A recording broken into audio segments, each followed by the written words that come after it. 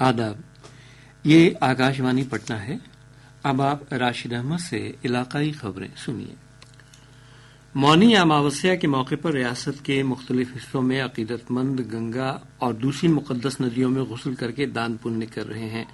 इस मौके पर बेगूसराय के सिमरिया गंगा धाम, बक्सर के राम रेखा घाट, भागलपुर के सुल्तानगंज, मुंगेर के कष्टहरणी घाट, सारण के किनारा घाट और पटना में गंगा नदी के मुख्तलिफ घाटों पर अकीदतमंदों की जबरदस्त भीड़ उमड़ रही है।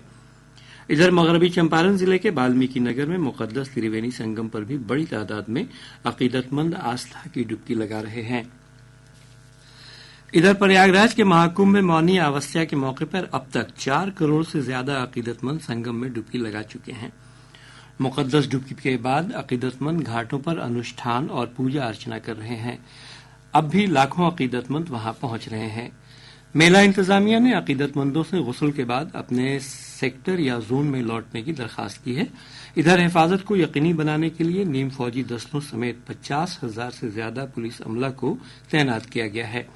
उत्तर प्रदेश पुलिस ने अकीदतमंदों से अफवाहों पर तवज्जो न देने की अपील की है।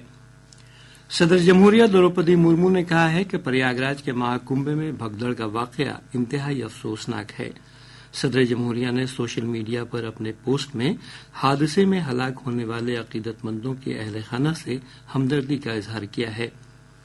वजीर आजम नरेंद्र मोदी ने कहा है कि प्रयागराज के महाकुंभ में हुआ हादसा इंतहाई अफसोसनाक है।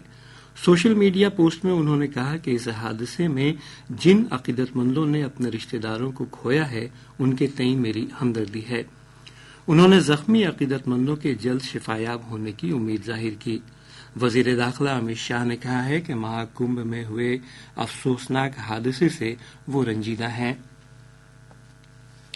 इधर रेलवे ने सोशल मीडिया पर चल रही उन अफवाहों की तरदीद की है जिनमें कहा जा रहा है कि महाकुंभ के लिए कुछ खुसूसी रेलगाड़ियां रद्द कर दी गई हैं। आकाशवाणी समाचार से बात करते हुए रेलवे बोर्ड के इत्तलात और नशरियात के कारगुजार डायरेक्टर दिलीप कुमार ने इन खबरों को पूरी तरह से बेबुनियाद और गुमराह कुन करार दिया।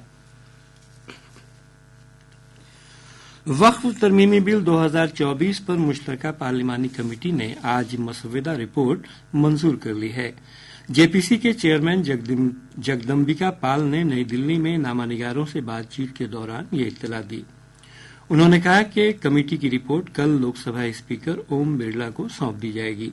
जनाब पाल ने बताया कि जेपीसी ने बिल से मुताल्लिक 14 तरमीमी तजावीज मंजूर की हैं। वक्फ तरमीमी बिल 2024 का मकसद मुल्क में वक्फ इमलाक की इंतजामकारी और तहफुज है।